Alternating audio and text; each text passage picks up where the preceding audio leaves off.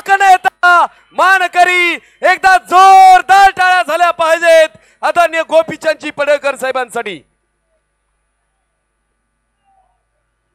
Hello बोला एलकोट एलकोट आवाज कमी येतोय हात वरती करायचे एलकोट एलकोट अरे एकच छंद एकच छंद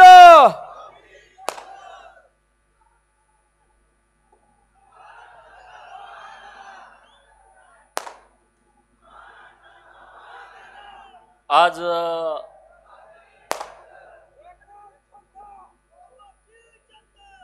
आपल्या देशाच्या निर्मितीमध्ये या देशातल्या लाखो लोकांच्या हाताला काम देणारे प्रचंड श्रीमंत असताना सुद्धा ज्यांचे पाय जमिनीवरती होते, कोरोनाची प्रचंड महामारी जेव्हा या देशामध्ये आली, श्रीमंत तर खूप लोक आहेत, परंतु ज्या उद्योगपतींनी 1,500 कोटी रुपये कोरोनाशी सामना करण्यासाठी दिले,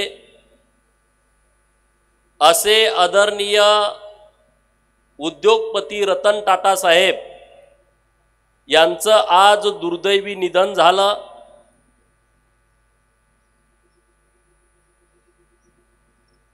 देशावर आणि महाराष्ट्रावर शोककळा पसरली। आज आपल्या तमाम बहुजनांच्या वतीनं मी आदरणीय उद्योगपती रतन टाटाजी यांना भावपूर्ण श्रद्धांजली अर्पित करतो। आरेवाडीच्या या बिरोबाच्या बनामध्ये जमलेल्या सर्व बहुजनांचं, ओबीसींचं, मायनर ओबीसींचं, भटक्या विमुक्तांचं, गरीब मराठा समाजातील आलेल्या माझ्या तरुण मित्रांचं मी मनापासून सहर्ष स्वागत करतो। तुम्हा सर्वांना मानाचा जय मल्हार करतो।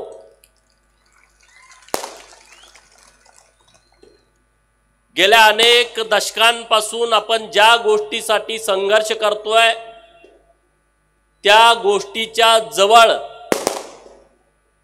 जाताना आपला संघर्ष दिसतोय।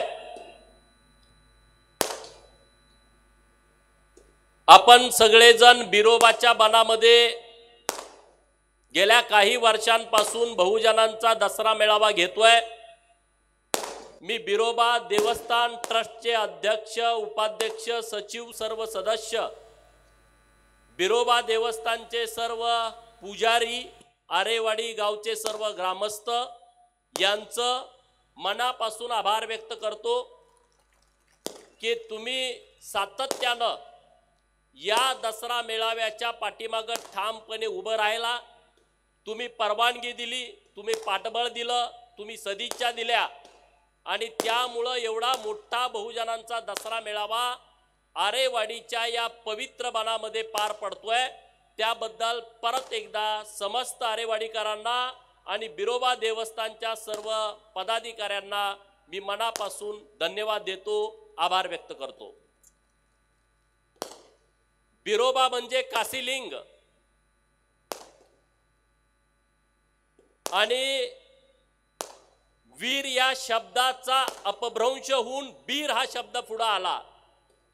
म्हणजे या महाराष्ट्रातला, कर्नाटकातला, तेलंगणातला, गोवा राज्यातला, आंध्र प्रदेशातला जो बिरोबाचा भक्त आहे तो स्वतः वीर आहे, त्याच्याकडे लढण्याची क्षमता आहे, तो धाडसी आहे। आणि त्यामुळे आपण बिरोबाचे सगळे भक्त एका ठिकाणी आलो आहे। दौलत नानांनी त्यांच्या भाषणामध्ये सांगितलं, माझे मित्र शिवानंद हैबतपुरे साहेब आलेले आहेत, परंतु 6:15ला आरती असल्यामुळं त्यांना बोलता आलं नाही। हे बघा, आपण कपाळावरती आडवा भंडारा लावतो, जो जो कपाळावरती आडवा भंडारा लावतो तो या समाज व्यवस्थेमध्ये आडवी मांडणी करतो, तो कुणाच्या उभं जात नाही। आडवी मांडणी करतो, लिंगायत सुद्धा त्यांच्या कपाळावरती भस्म लावतात, त्यांची सुद्धा मांडणी आडवी आहे. आम्ही आडवी मांडणी करतो, पण जर कोण चुकून आमच्या आडवा आला तर त्याला आडवा करण्याची क्षमता सुद्धा ठेवतो.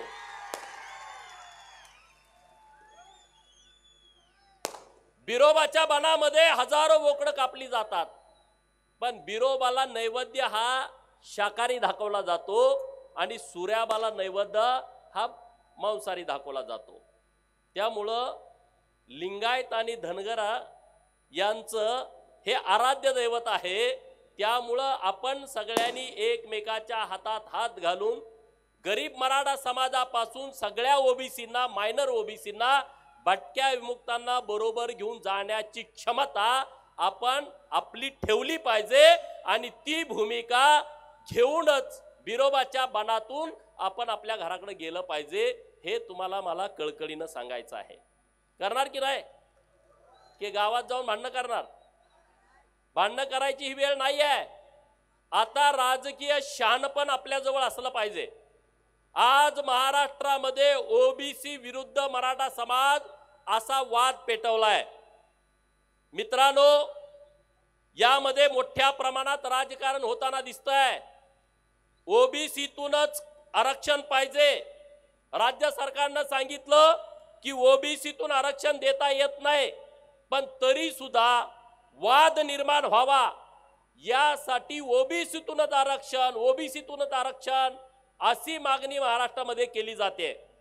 मला महाराष्ट्रातल्या गरीब मराठा समाजाच्या मुलांना ही बाब निदर्शनास आणून द्यायची आहे की मित्रांनो, ओबीसीतून आरक्षण मिळाल्याच्या नंतर सर्व कल्याण होतंय असा जो गैरसमज पसरवलाय तो दादांत खोटा आहे.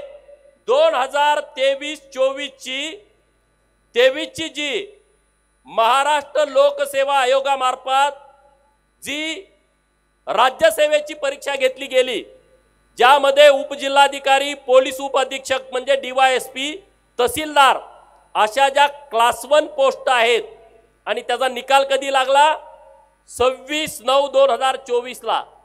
म्हणजे मी बोलतोय तुमच्या समोर 10 ऑक्टोबरला आणि हा निकाल लागलाय 26 सप्टेंबरला. म्हणजे 14 दिवसापूर्वी निकाल लागला. आणि निकाल काय आला? या निकालामध्ये पहिल्या 20 मुलांचा विचार केला तर पहिल्या 20 मुलांमध्ये ओपनचं मी सांगतोय, ओबीसीचं, एनटीचं, व्हीजेएनटीचं, SC STचं सांगत नाही, ओपनची मी लिस्ट सांगतोय, मेरिट लिस्ट. त्या ओपनच्या मेरिट लिस्ट मध्ये पहिली 16 मुलं ही ओबीसीची ओपन मधून आलेले आहेत. माझे सगळे मित्र मराठा समाजाचे इथं आहेत. ओपन मधनं ही मुलं आलेले आहेत.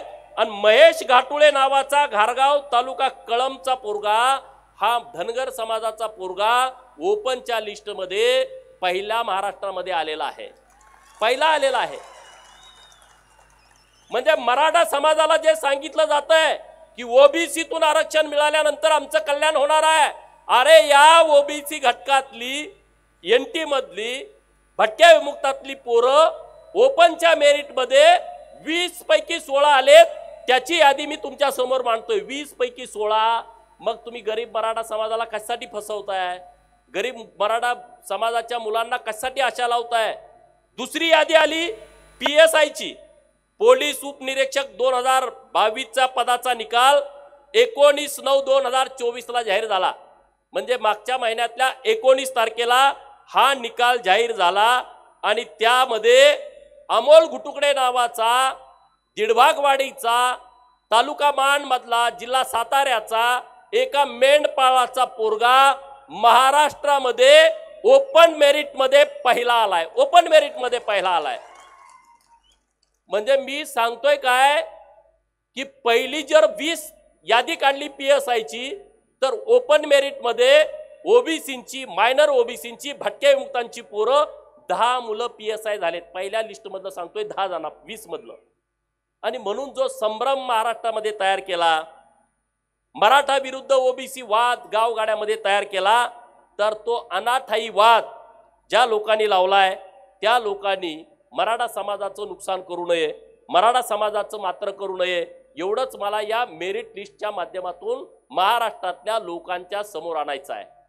आज आपण आरेवाडीच्या बनामध्ये सगळे आला, ना तुम्हाला गाडी पाठवली, ना तुम्हाला घोडं पाठवलं, ना तुम्हाला पैसे दिले, तुम्ही सगळे उत्स्फूर्तपणे इथं आलाय।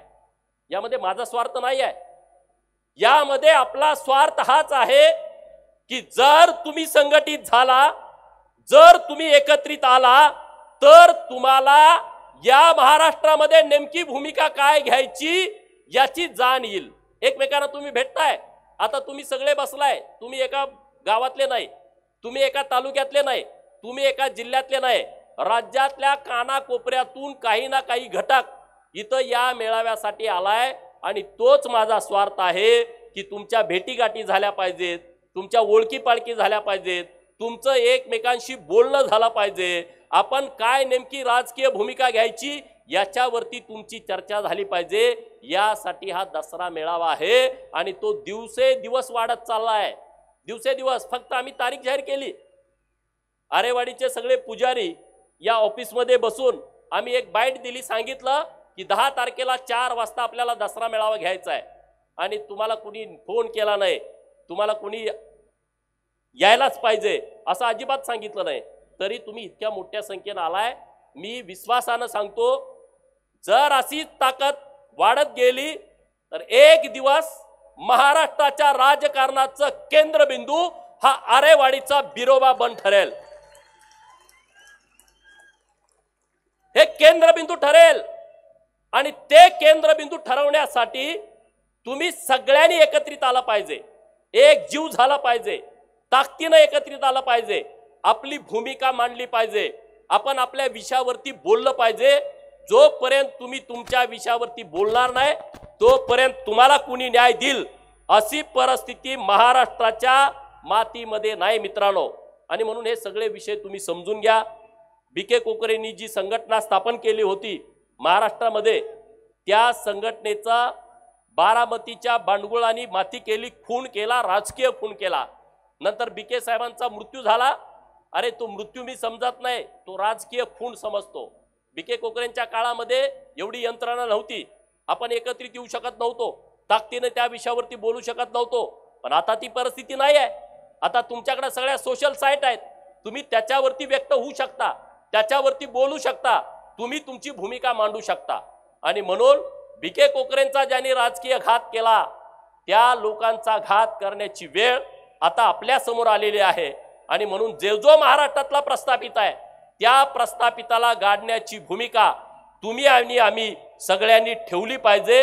तुम्ही जर ती भूमिका ठेवणार नसाल तर तुम्ही पुढे काय करू शकत नाही, एकटा गोपीचंद काय करू शकत नाही। तुम्हाला बोलतोय, आम्ही ऐकतो आणि जातो, तुम्ही त्या भूमिकेवरती आलं पाहिजे।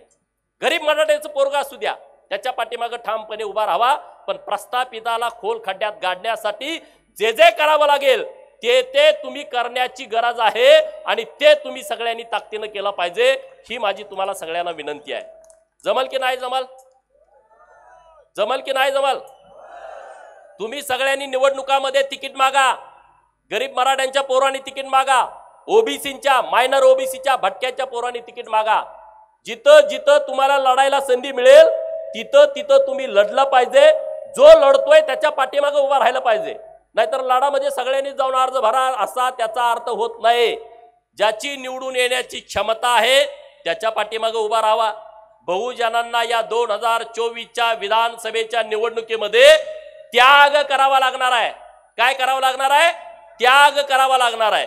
एखादा गरीब मराठ्याचं पोरगं उभं राहतंय, आपण थांबायचं, त्याच्या पाठीमागे उभं राहायचं। एखादा माळ्याचं पोरगं उभं राहतंय, आपण बाकीच्यांनी थांबायचं, त्याच्या पाठीमागे उभं राहायचं। एखादा वंजारी समाजाचा पोरगा लढतोय ताकदीनं, त्याच्याकडे निवडून येण्याची क्षमता आहे, आपण सगळेजण थांबायचं, त्याच्या पाठीमागे उभा राहायचं। एखादा धनगर ताकदीनं लढतोय, त्याच्या मागे तुम्ही उभा राहायचं, बाकीच्यांनी थांबायचं। एखादा रामोशाचा पोरगा म्हणत असेल की मी महाराष्ट्रामध्ये विधानसभेमध्ये आम्ही एकदाही गेलो नाही, आम्हाला लढायचं आहे, त्या पोराच्या पाठीमागे आपण ताकदीनं उभा राहायला पाहिजे। हा त्याग तुम्ही आता या विधानसभेच्या निवडणुकीमध्ये केला पाहिजे। नाहीतर उठला आणि पळाला काही उपयोग होणार नाही, माती होईल। हरियाणाच्या निवडणुकीचा निकाल परवाच्या दिवशी आला, तिथं जाट आंदोलन हे जोरात सुरू होतं। आणि ते बघता तुम्ही टीव्हीवरती बघितलं, मारामाऱ्या, भानगडी, सगळी दादागिरी. तिथला ओबीसी, तिथला मायनर ओबीसी एकत्रित आला आणि त्यांचे काँग्रेसचे तिथले मनसुबे त्यांनी उद्ध्वस्त करून टाकले आणि राज्याचा निकाल बदलला. आपली निवडणूक आता पुढच्या महिन्यामध्ये येते. तर तो जे स्वप्न इथं शरद पवार बघतायत महाराष्ट्रामध्ये, जाती जातीमध्ये भांडणं लावून, जाती जातीमध्ये तेढ निर्माण करून, ते शरद पवारांचं स्वप्न उद्ध्वस्त करायची तयारी गरीब मराठा, ओबीसी आणि मायनर ओबीसीनी ठेवली पाहिजे. ठेवणार की नाही ठेवणार? मी बोलतोय ते योग्य आहे का अयोग्य आहे? अरे ते तुमच्या मताचा वापर करून घेणार आणि त्यांना पाहिजे तसा अजेंडा राबवणार. परवा ते कुठं तरी गेलते इंदापूरला. ते काय म्हणतायत की तुम्ही मला सत्ता द्या, मला महाराष्ट्राचा चेहरा मोहरा बदलायचा आहे. काय? तुम्ही मला सत्ता द्या, मला महाराष्ट्राचा चेहरा मोहरा बदलायचा आहे. मग आता 40 वर्ष काय तिथं तुम्ही लुटत होता का? 40 वर्ष तुमच्या हातामध्ये सत्ता होती, बरोबर की नाही? तुम्ही 4 वेळा मुख्यमंत्री, आता परत तो नातू, त्याला मुख्यमंत्री पदाचं स्वप्न पडलंय. हा आजा आणि नातू आपण मेंढ्या राखतो. मेंढ्याकडे गेल्यानंतर आपण फरूड बघितलाय का? माहित आहे ना फरूड? एवढा एवढा असतो पण ताटतोलय.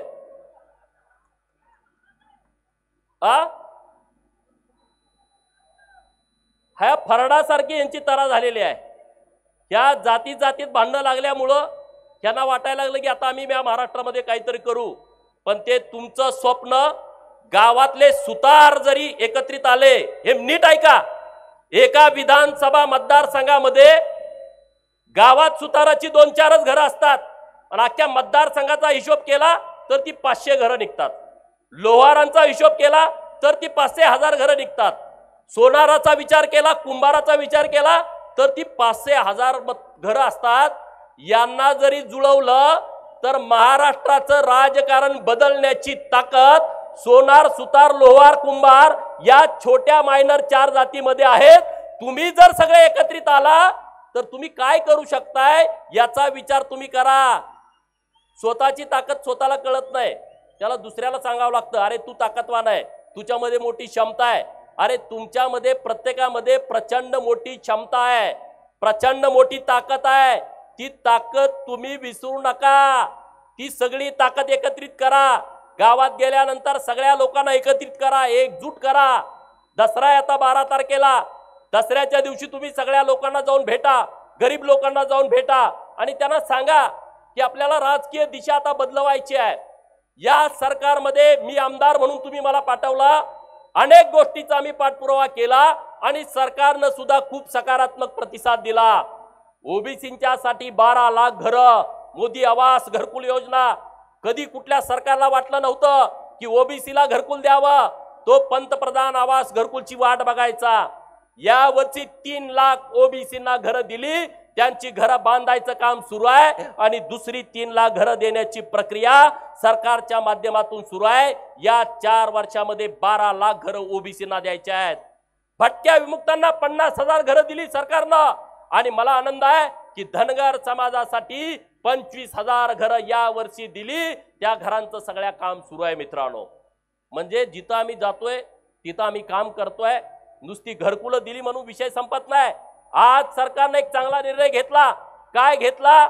ओबीसींची 8 लाखाची क्रिमिलेअरची अट 15 लाखापर्यंत करण्याची राज्य सरकारनं मागणी मंजूर केलेली आहे. हा खूप मोठा निर्णय आहे मित्रांनो. आपले शिक्षक असतात, आपले नोकरदार असतात, त्यांना पगार 1-1 लाख असतो आणि म्हणून त्या पगारावरती त्यांचं सगळं चालतं अशातला विषय नाही. त्यांना 8 लाख रुपये क्रिमिलेअरची अट होती, त्यांना कुठली सवलत मिळत नव्हती. राज्य सरकारनं निर्णय केला आणि 15 लाख पर्यंतची क्रिमिलेअरची अट वाढवण्याचा क्रांतिकारी निर्णय आज सरकारनं इथं घेतलेला आहे. आणि त्यामुळे या सगळ्या गोष्टीचा आपण सारासार विचार करण्याची आवश्यकता आहे मित्रांनो. आज दसरा मेळावा आपला होतोय, तिकडं सावरगावला पण दसरा मेळावा आहे. गोपीनाथ मुंडे साहेबांनी चालू केलेला भगवानगडाचा मेळावा तो सावरगावला होतोय. वंजारी समाजालाही माझी विनंती आहे, या भटक्या विमुक्तांनी तुमच्याकडून लढण्याची ताकद घेतलेली आहे, तुमचा आदर्श घेतलेला आहे. पराभव राजकारणामध्ये होत राहतात. गोपीनाथ मुंडे साहेबांचा सुद्धा पराभव झाला होता, परंतु गोपीनाथ मुंडे साहेब लढले, ताकदीनं पुढे आले आणि अख्खा महाराष्ट्र बांधला. असं गोपीनाथ मुंडे साहेबांच्या सारखं आपण सगळ्यांनी एकत्रित येऊन ताकदीनं पुढे जायचं आहे, सगळ्यांना एकत्रित करायचं आहे. आणि संघर्ष तर आपल्या 5वीला पुजलाय, संघर्षाला भीक घालायचं कारण नाही. आपण ताकदीनं एकत्रित होऊन पुढे जाण्याची आवश्यकता आहे. आणि बिरोबाच्या बणामध्ये इतकी शक्ती आहे, इतकी ताकद आहे, इथल्या मातीमध्ये इतकी ताकद आहे. इथली माती जरी कपाळाला लावली तर तुम्ही कुणालाही भिडू शकता, कुणाच्याही विरोधामध्ये संघर्ष करू शकता. इतकी क्षमता या आरेवाडीच्या बिरोबाच्या बाणामध्ये आहे. ही माती कपाळाला लावून तुम्ही जावा.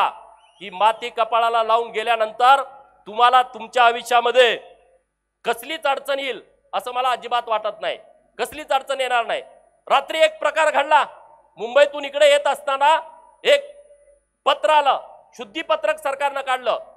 आणि शुद्धीपत्रकामध्ये काय होतं, जो धनगर समाज आरक्षणासाठी गेल्या अनेक वर्षापासून लढतोय, धनगर राज्यामध्ये नाही हे सरकारकडून सिद्ध करून घेतलंय, मान्य करून घेतलंय.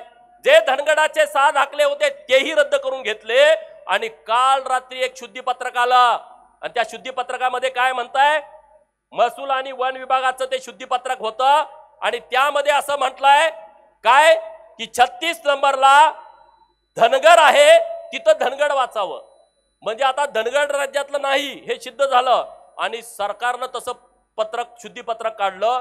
रात्री हे कळाल्यानंतर मी माननीय उपमुख्यमंत्री महोदयांना फोन केला, देवेंद्रजी फडणवीस साहेबांना फोन केला. ते पत्र त्यांना पाठवलं. त्यांनी ते पत्र वाचलं. हे कुणी काढलंय त्यांनाही माहित नाही. त्यांनी या राज्याचे महसूल मंत्री माननीय राधाकृष्ण विखे पाटील साहेबांना सांगितलं की हे तात्काळ शुद्धीपत्रक जे काढलंय ते रद्द करा. ज्यांनी ते शुद्धीपत्रक काढलंय त्याच्यावरती कारवाई करा, त्याला निलंबित करा, त्याला सस्पेंड करा. मग राधाकृष्ण विखे पाटील साहेबांशी रात्री बोललो. आणि रात्री 1 वाजता त्यांनी आदेश जाहीर केला. आपले लगेच गडी लगेच व्यक्त होतात, तो आदेश आहे तो खरा की खोटा. अरे म्हणजे आम्ही काम करतोय ते खोटं आहे का? आम्ही तिथं आहे ना सगळ्या गोष्टीचा पाठपुरावा करायला.